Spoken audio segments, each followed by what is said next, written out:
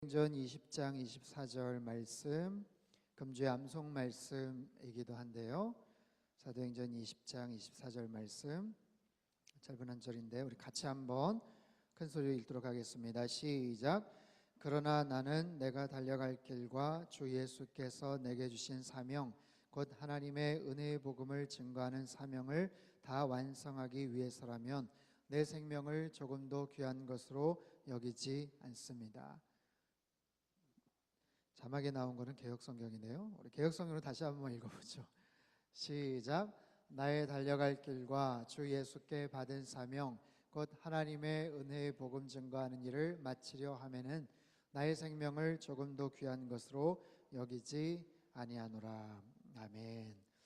지난 3주 동안 교회 이야기라는 주제로 말씀을 나눴습니다. 새 교회를 살펴봤죠. 데살로니가 교회, 고린도 교회, 에베소 교회. 각 교회의 장단점 또 특징들 여러분 다 기억하고 계십니까? 굉장히 짧은 기간 동안 방문해 세웠던 데살로니가 교회, 하지만 믿음의 역사가 있었고 또 사랑의 수고가 있었고 소망의 인내가 있었던 참으로 아름다운 교회였습니다. 여러 가지로 시끄럽고 분열과 말썽이 있었던 고린도 교회였죠. 하지만 주 예수 그리스도의 은혜와 하나님의 사랑과 성령님의 임재가 있기를 소망하며 그렇게 권면했던 그 교회는 정말 금방이라도 깨어지고 없어질 것 같았지만 오늘날까지 존재하고 있다는 것. 사도 바울 기념교회가 89대 목회자로 이어지기까지 지금까지 존재를 하고 있어요. 지난주 에베소 교회 살펴봤죠. 정말 사도 바울과 디모데와 사도 요한과 같은 정말 당대 최고의 교육자들, 목회자들이 사역을 하고 또 많은 리더십들이 있었고 영향력을 발휘했지만 나중에 첫사랑을 잃어버리고 또 끝까지 그 사랑을 지키지 못했던 그런 안타까운 부분들도 우리가 함께 살펴봤습니다. 하나님은 우리 밴쿠버 온누리에게 참 사랑하십니다. 아멘. 우리 교회를 향한 큰 비전이 있으세요. 놀라운 소망과 그 비전들이 있습니다. 여러분 그 비전을 기대하시고 또 그 비전에 동참하며 정말 이곳에서 귀하게 믿음 생활 하루하루 날마다 잘 감당할 수 있기를 바랍니다. 오늘 사도행전 20장은요 사도 바울이 3차 전도행이 이제 끝이 나는 그런 부분이에요. 에베소에서의 사역 마치고 고린도에 갑니다. 화해가 됐고 갈등이 해결이 됐어요. 고린도에서 3개월 머무는 동안 편지를 쓰는데 그 편지가 바로 로마서예요. 로마에 가고 싶다는 소망을 담아서 편지를 쓰고 다시 역으로 거꾸로 이렇게 오다가 드로아라는 곳에 다시 방문을 합니다. 그곳에서 유두고가 말씀을 듣다가 졸아서 그냥 떨어져서 죽게 되죠. 유두고를 살리기도 하고 다시 한번 마지막으로 떠나기 전에 에베소에 방문을 하려고 했는데 이미 에베소에서는 요주의 인물이 됐어요. 거기에 가면 틀림없이 어려움이 처해지고 위험한 상황이 돼서 에베소에서 얼마 떨어지지 않은 밀레도라는 곳에 그 에베소의 교회 리더십들, 장로님들을 초청을 해서 거기에서 은밀하게 만납니다. 3년 동안 진심으로 사역을 하고 사랑을 나눴던 사도 바울과 그 교회 리더십들이 함께 만나서 함께 아름다운 이별을 하는 장면이 사도행전 20장이에요. 사도 바울의 마지막 권면이 20장에 쭉 소개가 됩니다. 그동안 어떻게 사역을 했고 또 앞으로 당신들이 어떻게 교회를 섬겨주시기를 바랍니다 하는 정말 아름다운 그런 고백의 마음. 우리가 다시는 어쩜 만날 수 없지만 정말 교회를 위해서 더 충성봉사하며 그렇게 우리가 섬기고 하나님 나라를 위해서 그렇게 열심히 달려갑시다 하면서 20장 맨 마지막 부분에 보면 그 밀레도 바닷가 한 부분에서 서로 무릎을 꿇고 서로 허그하며 눈물을 흘리면서 축복하는 그런 아름다운 장면이 사실 소개가 돼요. 그런 고백 가운데 24절은 너무나도 유명한 그런 구절입니다. 나의 달려갈 길과 주 예수께 받은 사명 곧 하나님의 은혜의 복음 증거한 일을 마치려 하면은 나의 생명을 조금도 귀한 것으로 여기지 않겠습니다. 두 가지 단어가 눈에 띄어요. 사명이라는 단어와 생명이라는 단어입니다. 바울은 자신 있게 말합니다. 자신이 받은 사명을 이루기 위해서 내 생명을 조금도 귀하게 여기지 않습니다. 오늘 설교 제목 그대로예요. 생명보다 귀한 사명, 생명보다 소중한 사명이 있다는 거예요. 내 목숨보다 내 생명보다 더 소중한 사명이 있다. 여러분 어떻게 생각하세요? 동의하십니까? 사명이 그렇게 소중할까요? 여러분, 세상에서 가장 소중한 것은 생명 아니에요? 우리의 목숨이죠. 돈도 좋고 명예도 좋고 뭐 세상에 많은 것들도 좋지만 여러분, 생명이 가장 소중하죠. 생명보다 더 소중한 게 어디 있겠어요? 어떤 영국 여왕이 죽어가면서 자기 주치의에게 그런 얘기를 했다고 해요. 네가 만약에 내 생명을 6개월만이라도 연장해 준다면 나는 내 왕국의 절반을 너한테 떼어줄게. 결국 살리지를 못했어요. 그만큼 생명은 소중한 건데 사도 바울은 자신 있게 말합니다. 생명보다 더 소중한 사명이 있다. 그렇게 말할 수 있는 사람, 그렇게 말하는 사람은 참 멋진 사람이고 부러운 사람인 것 같아요. 자신의 사명을 위해 최선을 다하다가 생명을 잃는 사람들이 간혹 있죠. 종군 기자들, 포탄이 날아다니고 총알이 빗발치는 곳에서 카메라 들고 기자 수첩 들고 마이크 들고 그곳에서 현장을 마지막까지 보관하기 위해서, 담기 위해서 그곳에서 마지막까지 취재를 하다가 생명을 잃어버리는, 카메라를 뺏기고 목숨을 잃는 그런 종군 기자들이 있죠. 태산 같은 불덩이 속에 헬멧을 다시 고쳐 쓰고 그곳에 뛰어들어가는 소방수들이 있어요.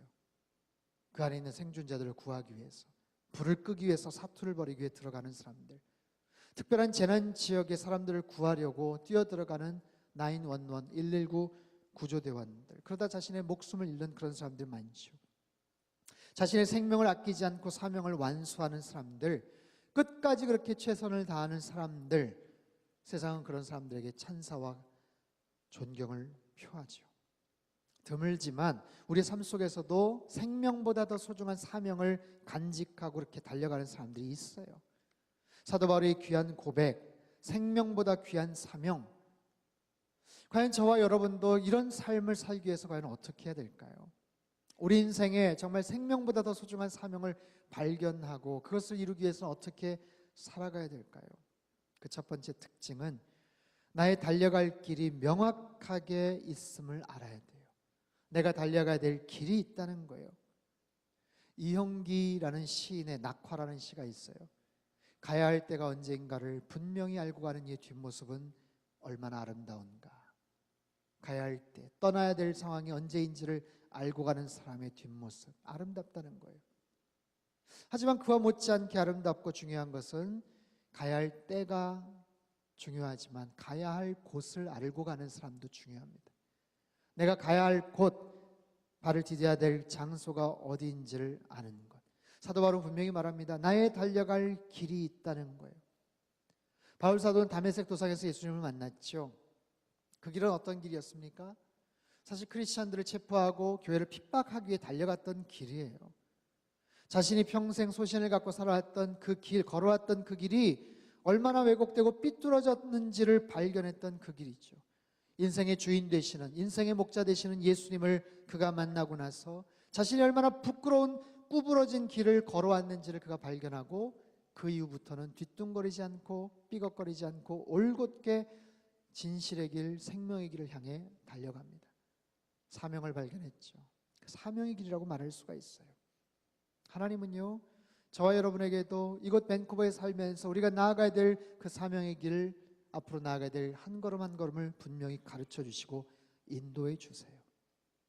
각자의 온 사연과 여러 가지 이유들은 다 다르지만 이곳에서 만나서 이민자로, 유학생, 부모로 살아가는 우리에게 있는 최대의 고민은 사실 이 문제 아니에요? 우리 진로 문제, 우리 자녀들의 미래 문제, 우리 자녀들의 결혼 문제, 아니면 우리 청년들의 결혼 문제, 직장 문제, 영주권 비자 문제, 내일에 대한 염려가 많잖아요. 내일 우리가 어떻게 걸어가야 될 건가? 어느 길로 가야 될 건가?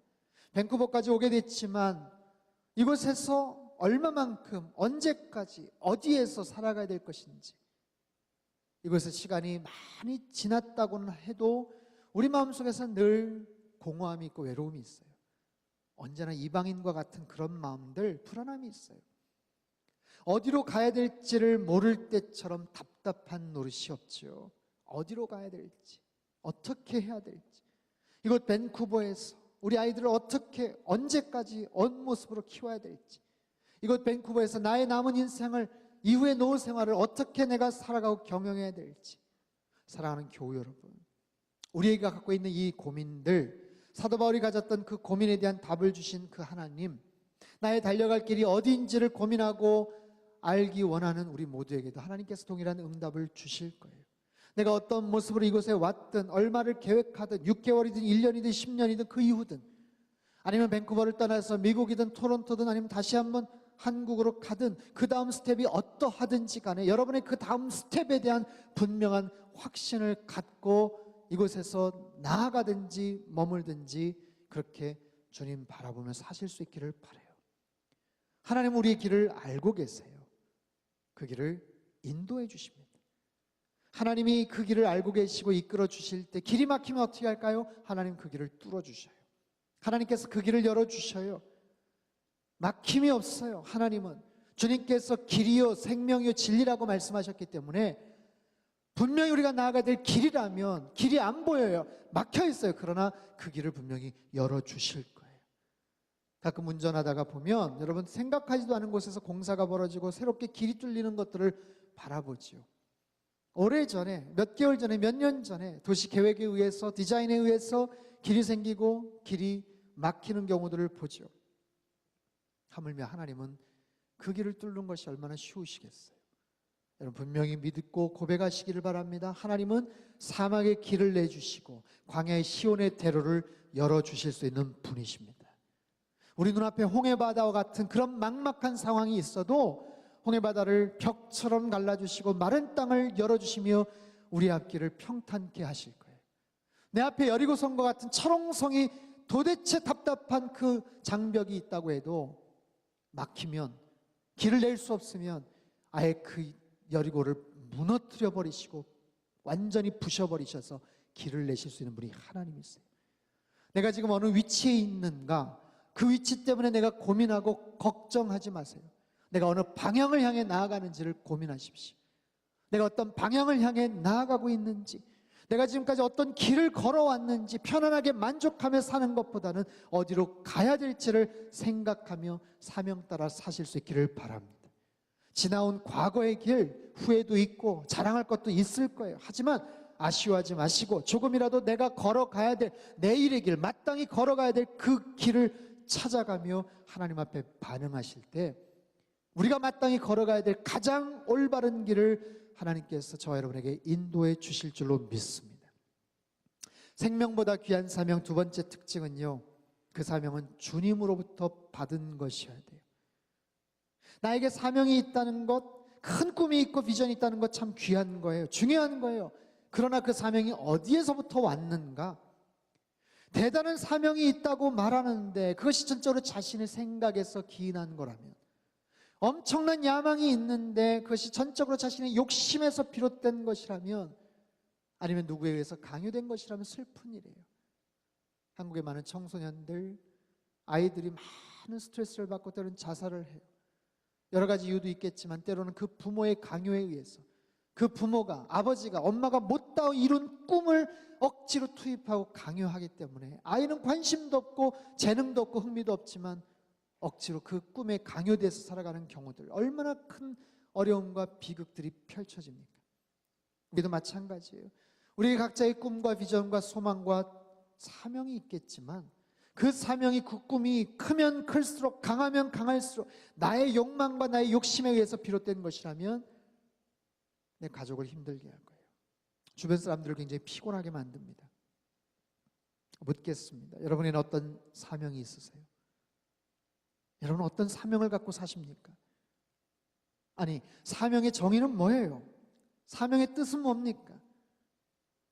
찾아보니까 이런 정의가 있어요. 하나님께 영광을 돌리도록 하나님 우리 각자에 맞게 고안하시고 예비하신 삶의 목적, 하나님께 영광 돌리도록 우리에게 이미 디자인하신 삶의 목적이라는 거예요.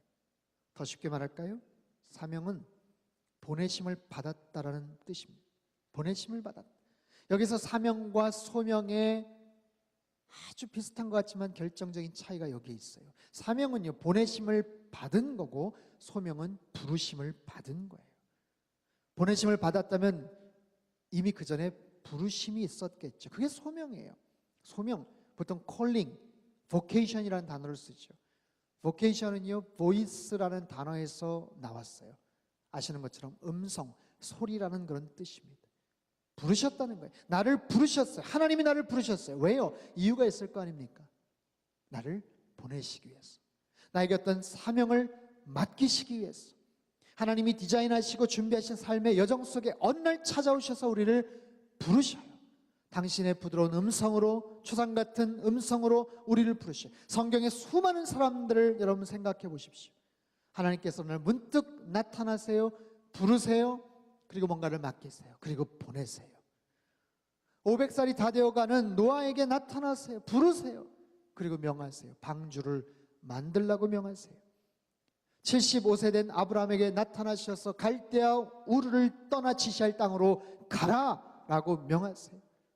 80세 된 모세에게, 자신감이 완전히 상실된 양치기 불과하는 그런 모세에게 찾아오셔서 그에게 엄청난 사명을 부여하시고 그를 애굽으로 보내세요. 똑같습니다. 하나님은 여호수아에게, 사무엘에게, 다윗에게, 에스겔에게, 호세아에게, 아모스에게, 베드로에게, 마태에게, 바울에게 나타나셔서 그들에게 사명을 맡겨주시는 거예요. 그들의 나이가 얼마가 됐든, 그들의 직업이 무엇이든, 그들의 상황이 어떠하든 전혀 상관하지 않으세요. 하나님은 그게 중요한 게 아니에요. 하나님이 부르셨다는 사실이 중요하고, 부르셨다면 반드시 맡기실 일이 있다는 거예요. 보내시는 거예요. 부드럽고 나직한 음성으로, 때로는 벼락 같은 그런 큰 명령으로 부르셔서 말씀하세요. 뭐라고요? 가만히 그 자리에 있지 말라고 하세요. 너의 그 현실에 그냥 안주하지 말라고 말씀하세요. 거기에 그냥 만족하면서 안주하지 말라고 하세요. 하나님이 부르시면 우리에게는 굉장히 큰 변화가 생겨요. 변화는요, 어떠하든지 번거롭습니다. 좋은 변화든 그렇지 않은 변화든. 하지만 그것은 거룩한 번거로움이에요. 거룩한 수고예요. 그런 변화, 그런 번거로움을 통해서 우리의 삶이 새로운 모습으로, 새로운 방향으로, 새로운 컨텐츠를 갖고 살아가기를 하나님은 원하세요. 저와 여러분에게도 이런 사명을 주십니다. 이렇게 부르세요. 오프라 윈프리가 책을 하나 썼는데, 이것이 사명이다라는 자서전에서 4가지 사명을 말합니다. 첫 번째, 사명이란 남보다 더 가졌다는 것이 아니다. 남보다 더 가졌다는 것은 축복이 아니라 바로 사명이다. 두 번째, 남보다 아파하는 것이 있다면 그것은 고통이 아니라 사명이다. 아파본 사람만이 아픔을 겪는 사람에게 봉사할 수 있기 때문이다. 세 번째, 남보다 설레는 꿈이 있다면 그것은 망상이 아니라 사명이다. 네 번째, 남보다 부담되는 어떤 것이 있다면 그것은 사명이다. 상당히 일리가 있는 그런 말이에요. 하나님께서는 다양한 방법으로 우리를 이렇게 부르세요. 때로는 우리의 눈물, 상처, 아픔, 고통, 한숨의 그 자리에서 우리를 찾아와서 부르십니다. 때로는 정말 활기 있게 신바람 나게 뭔가를, 은사를 발휘하고 사역하는 그 삶의 자리에서도 우리를 부르세요. 때로는 너무나도 평범하고 보잘것없는 삶에 익숙한 자리, 때로는 정말 치열하고 부단한, 고단하고 속상한 비즈니스 현장의 자리에서 하나님이 우리를 부르셔요. 나에게 있는 어떤 것을 보세요. 나에게 있는 소중한 것을 보세요. 내가 가졌던 어떤 경험이나 내가 가진 어떤 그런 하나님을 향한 마음이나 고민이나 그런 모습들을 하나님이 귀하게 보세요. 그리고 그것들을 통해서 나에게 뭔가를 하기를 원하세요. 사랑하는 교회 여러분, 여러분은 어떤 사명이 있으십니까? 교회는요, 이러한 사명과 나에게 주신 은사를 발견하는 데 너무나도 좋은 그런 장소예요. 이 예배의 자리는요, 주님께서 나를 부르시는 그 소명의 음성을 들을 수 있는 굉장히 귀한 자리입니다. 여러분, 할 수 있는 대로 예배의 자리, 말씀의 자리, 은혜의 자리를 여러분 놓치지 마시기를 바라요. 어떤 모습으로, 어떤 말씀으로, 어떤 상황에서 나에게 잊혀지지 않는 뇌리에 각인이 되는 하나님의 음성이 내 안에 들려올지 몰라요. 그러면 그 일이 크든 작든, 드러나는 일이든 그렇지 않든 다른 사람이 아니라 하나님께서 여러분 한 분 한 분을 통해서 하기를 원하시는 일들이 있다는 거예요. 여러분만이 할 수 있는 어떤 특별한 일, 그 일을 하기를 원하세요. 그래서 부르시는 거예요. 그것이 소명이고 부르셔서 보내시는 것, 그것이 바로 사명이에요. 이곳 밴쿠버 온누리교회에서, 그리고 이 땅 밴쿠버 땅에서 여러분 하나님의 그 음성을 들으시고 그 사명 따라 남은 모든 인생을 살아가는 저 여러분 되실 수 있기를 축원합니다. 세 번째, 생명보다 귀한 사명. 그 사명의 내용은요, 은혜의 복음을 증거하는 일이에요. 사명의 내용은 무언가? 바로 바울이 가진 사명의 내용은 바로 하나님의 은혜의 복음을 증거하는 것. 사도 바울의 사명은 아주 심플합니다. 복음 전하는 거예요. 복음은 뭔가? 예수를 믿으라 살 것이다. 빌립보 감옥에서 그 벌벌 떠는 간수에게 했던 그 심플한 말씀, 주 예수를 믿으라, 그리하면 너와 내 집이 살 것이다. 예수를 주인으로 고백하라는 거예요. 여러분, 오랫동안 신앙생활하고 교회에 왔지만 아직까지도 예수님을 나의 주인으로 고백하지 않은 분들이 있다면 여러분, 언제 그 마음이 여실 겁니까? 언제까지 주님 앞에서 여러분 계속해서 대치하실 거예요? 아닌 것처럼, 그런 것처럼 하고서 살아가시지만 내가 분명히 마음을 활짝 열어 제치고 그 주님을 나의 구주로, 주인으로 고백하는 순간이 있느냐 없느냐, 아직까지 없으셨다면 여러분 오늘 이 말씀을 통해서, 오늘 예배를 통해서 확실하게 마음문을 제치고 주님을 구주로 고백하는 시간이 되기를 바라요. 왜요? 그래야 살 것이기 때문에. 주 예수를 믿으라, 그리하면 살 것이다. 주 예수를 믿으라, 그리하면 너와 내 집이, 너의 비즈니스가, 너의 자녀들이, 너의 앞으로 경영하는 것들이 살 것이다 라고 말씀을 하세요. 회복될 것이다, 살아날 것이다. 우리가 아무리 고민하고 아이디어를 내고 사람들 만나고 여러 가지 상황 파악들을 하고 이래도 예수님을 만나고 주님 앞에 모든 걸 내어 드려야 살 수 있는 거예요. 그래야 잘 되는 거예요. 그래야 회복되는 거예요. 근데 그러지 않고 끊임없이 교회 안에 있지만, 몸은 여기 와 있지만 아직까지도 내가 내 스스로의 주인 되어 살아간다면 주님도 딱하게 여기시고 우리도 그 딱한 거예요. 그게 바로 복음의 내용이죠. 복음의 내용.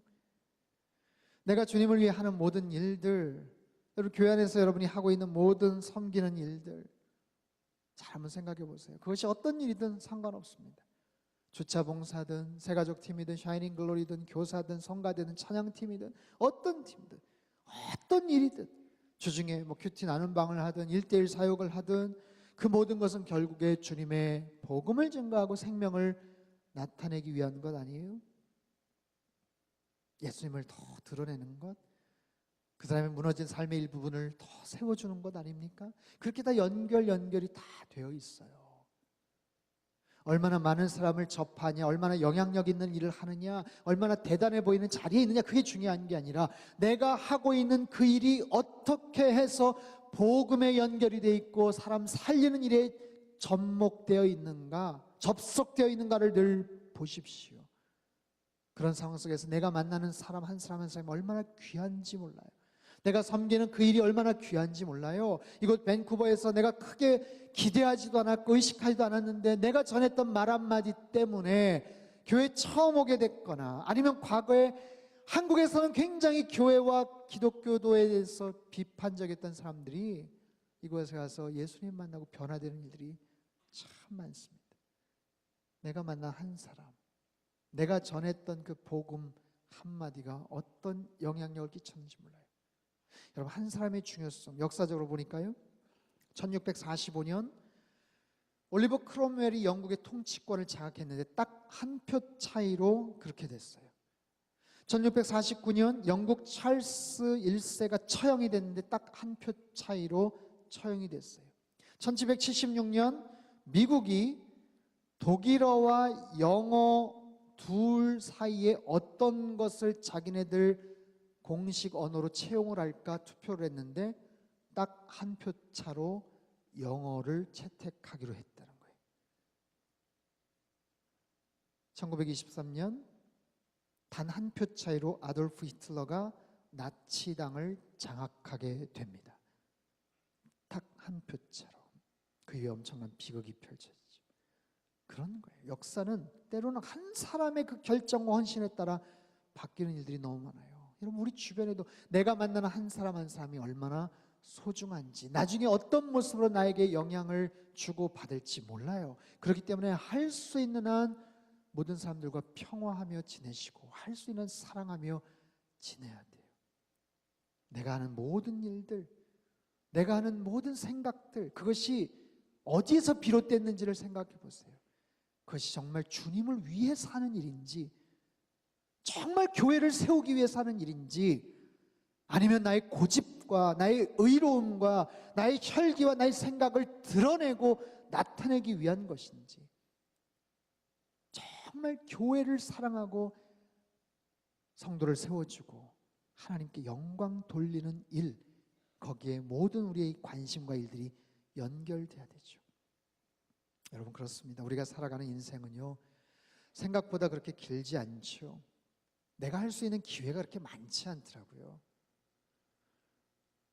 밴쿠버에서 굉장히 오랫동안 있을 줄 알았어요. 그래서 어디도 한번 가봐야지, 어디도 한번 가봐야지, 뭐 있으면 언제든지 가겠지 하다가 갑작스럽게 이제 가게 된다는 소식을 접하니까 마음이 급해지고 결국에는 못 가보는구나 싶은 데가 참 많아요. 사람 만남도 그렇잖아요. 언젠가 기회가 되겠지 하는데 그 기회가 그때가 마지막이었던 경우들이 많아요. 최근에 전 세계 사람들이 주목한 두 사람의 죽음이 있었습니다. 한 사람은 넬슨 만델라예요. 지난 5일 세상을 떠났고 어젠가 장례식이 있었죠. 46세 정치적인 이유로 감옥에 갇힙니다. 소감이 되어서 무려 27년 6개월을 투옥 생활을 해요. 상상할 수 없는 시간입니다. 27년 6개월. 40대 중반에 감옥에 갇혔는데 70이 넘은 나이에 석방이 됐어요. 70이 훌쩍 넘은 나이에 석방됐을 때 사람들이 깜짝 놀랍니다. 왠지 아세요? 생각보다 굉장히 건강해 보였어요. 넬슨 만델라가 그 감옥에서, 원래 권투를 좀 했던 분이세요. 감옥에서 끊임없이 몸 관리를 했어요. 운동을 했어요. 계속해서 팔굽혀펴기 하고 윗몸 일으키기 하고 자신의 몸 관리를 끊임없이 했어요. 그래서 사람들 만나서 토론하고 신문이나 다른 책자들을 어떻게 구입해서 읽기도 하고, 나중에는 조그마한 텃밭 같은 데 나무를 심기도 하고, 그 안에서 계속해서 어떤 그런 영향력을 발휘하자 여러 가지 인권상을 감옥에 수감되어 있는데도 불구하고 받기도 합니다. 석방이 되고 나서 노벨 평화상을 받죠. 결국 남아공 최초의 흑인 대통령이 되죠. 수없는 어록들을 남기고 정말 흑백의 갈등이 가장 치열했던 그곳에 평화와 자유와 용서와, 자기가 나중에 출감하고 나서도 그 얘기를 하는 거예요. 자기 마음속에 있는 그 분노와 속상함들을 자기가 다 용서하지 않았다면 나는 여전히 감옥에 있었을 것이다. 그러다가 지난 5일 95세의 나이, 온 가족들이 지켜보는 가운데 산소호흡기에 의지하지 않고 마지막 호흡을 마치 한 자루의 초가 조용히 꺼져가듯이 평온한 상태에서 잠을 자듯이 그렇게 세상을 떠납니다. 10만 명이 넘는 사람들이 조문을 했죠. 그리고 장례식에는요, 무려 100여 명이 넘는 각 세계 각국의 지도자들, 대통령, 원수들, 리더십들이 참여를 해서 지구상의 가장 위대한 지도자 중 한 사람을 잃었다며 슬퍼했습니다. 너무나도 아름다운 인생이죠.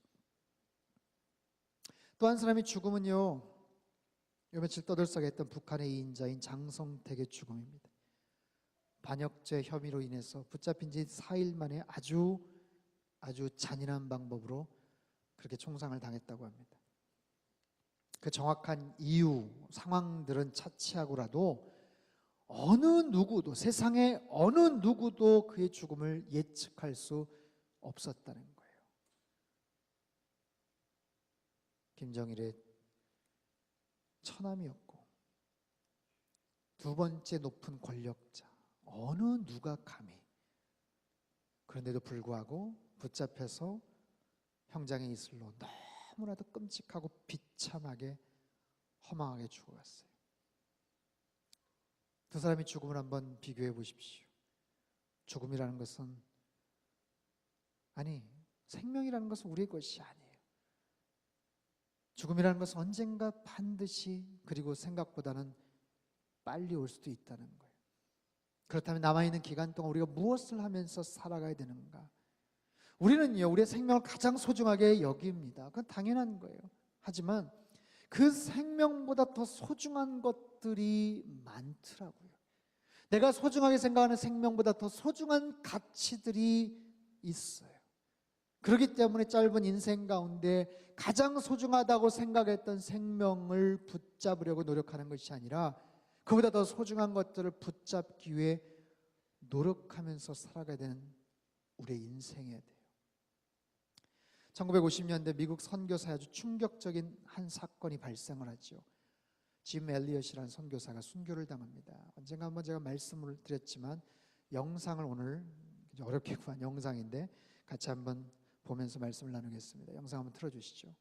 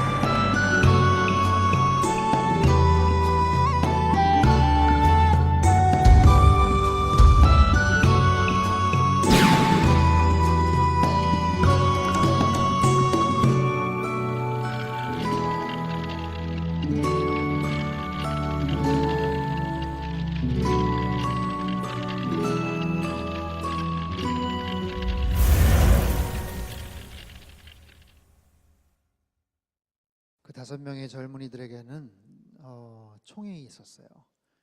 근데 총을 사용할 수가 없었고 단 한 번도 복음을 전해보지도 못하고 5명이 다 죽었다는 소식에 당시 미국 사회는 굉장한 비판적인 여론을 형성을 하면서 비난을 했습니다. 이게 무슨 낭비냐?